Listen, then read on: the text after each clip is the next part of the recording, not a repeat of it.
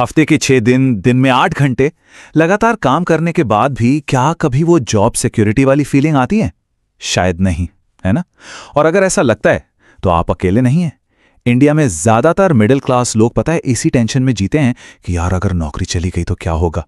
तो चलिए आज इसी मुश्किल का एक बहुत ही सीधा साधा हल ढूंढते हैं। ये कहानी है नवीन की। 24 साल का एक स्मार्ट लड़का अच्छी कंपनी में काम करता है, लेकिन हर महीने के आखिर में उसकी हालत कुछ ऐसी हो जाती है। ये जो डर है, ये जो चिंता है, हम में से बहुत से लोग इसे अच्छे से समझते हैं। तो सबसे पहले ये समझते हैं कि आखिर नवीन की इस टेंशन की जड़ क्या है। ये एक ऐसा जाल है जिसमें अक्सर हम सब लोग अनजाने में फंस जाते हैं। इसे कहते हैं रैट रेस। अरे वही चक्कर जिसमें पैसा आता तो है पर कहां चला जाता है कुछ पता ही नहीं चलता। नौकरी तो है पर सिक्योरिटी का कोई भरोसा नहीं। नवीन को भी धीरे धीरे इस रेस की सच्चाई समझ आने लगी थी। अब जरा इस स्लाइड को देखिए।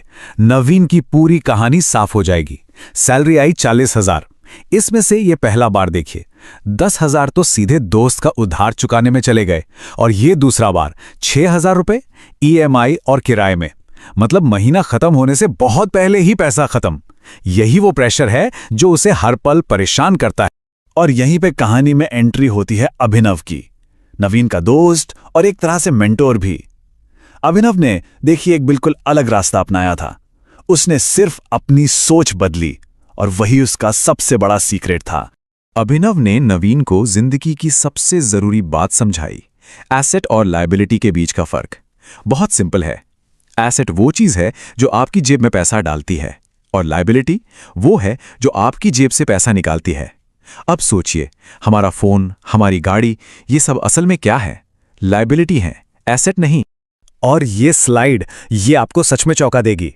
बैंक में जो पैसा पड़ा है ना, वो असल में बढ़ नहीं रहा बल्कि घट रहा है। कैसे? देखिए, बैंक आपको सेविंग्स पर देता है 5 से 6% का ब्याज, लेकिन ये दूसरा बार देखिए, महंगाई यानी इन्फ्लेशन 7 से 8% की दर से आपके पैसे की कीमत को कम कर रही है। मतलब बैंक में पैसा रखना एक तरह से घाटे का सौदा है। तो सवाल यह है कि फिर पैसा रखें कहां? चलिए अभिनव के बनाए हुए पहले 2 एसेट्स को देखते हैं जिनसे असली दौलत बनती है। अभिनव का पहला एसेट था रियल एस्टेट। हाँ, थोड़ा मुश्किल लगता है, पर सुनिए उसने किया कैसे। अपने एक दोस्त के साथ मिलकर 25-25 लाख रुपए जमा किए, बाकी का लोन लिया और गुड़गांव में एक जमीन खरीदकर उस पे 5 मंजिला बिल्डिंग बना दी और बस उसे किराए पर चढ़ा दिया।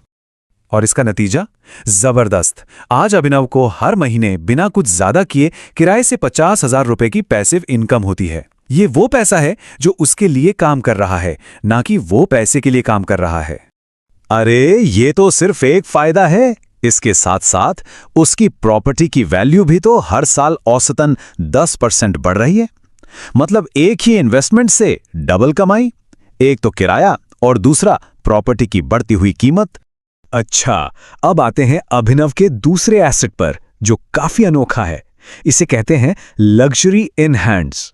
ये ऐसी महंगी चीजें हैं जिनकी कीमत पता है समय के साथ घटती नहीं बल्कि बढ़ती चली जाती है। जैसे कि ये एक लिमिटेड एडिशन रोलेक्स घड़ी। 10 साल पहले इसकी कीमत थी 18 लाख और आज है 33 लाख। सोचिए, ये एक ऐसा एसेट है जिसे कोई मेंटेनेंस नहीं चाहिए, पर इसकी वैल्यू लगातार बढ़ रही है। लेकिन रुकिए, कहानी अभी खत्म नहीं हुई है। अभिनव के जो असली पावरफुल एसेट्स हैं ना, वो तो अगले 2 हैं। इनके लिए सोच थोड़ी हटकर चाहिए थी, पर जो रिटर्न मिला वो भी जबरदस्त था। एसेट नंबर 3 है दूसरे लोगों के समय का सही इस्तेमाल करना। मतलब एक ऐसा बिजनेस बनाना जिसे चलाने के लिए आपको हर रोज वहां रहने की जरूरत ही ना पड़े, बस एक भरोसेमंद पार्टनर चाहिए। अभिनव ने गुरपाल पाजी के साथ मिलकर बिल्कुल यही किया। अभिनव ने गुरपाल पाजी के हाथ के लाजवाब खाने के हुनर को पहचाना और सिर्फ 5 लाख के इन्वेस्टमेंट से दिल्ली में स्वाद पंजाब नाम का एक फूड ट्रक शुरू कर दिया। और जरा ये नंबर देखिए, ये दिखाता है कि ये आइडिया कितना बड़ा हिट था। गुरपाल पाजी को अच्छी सैलरी देने और सारे खर्चे निकालने के बाद भी अभिनव को हर महीने 80,000 से ज्यादा का प्रॉफिट होता है। वाह, एक ऐसा बिजनेस जो उसके बिना भी चल रहा है और कमा भी रहा है। और अब अभिनव का वो आखिरी और सबसे बड़ा एसेट जिसने उसे बाकी सारे एसेट्स बनाने की ताकत दी, और वो है विजडम, यानी कि ज्ञान और समझ। अभिनव ने हमेशा खुद पर इन्वेस्ट किया। उसने ऑनलाइन कोर्स किए, सेल्स और नेगोशिएशन पर किताबें पढ़ीं, महंगे बिजनेस सेमिनार अटेंड किए।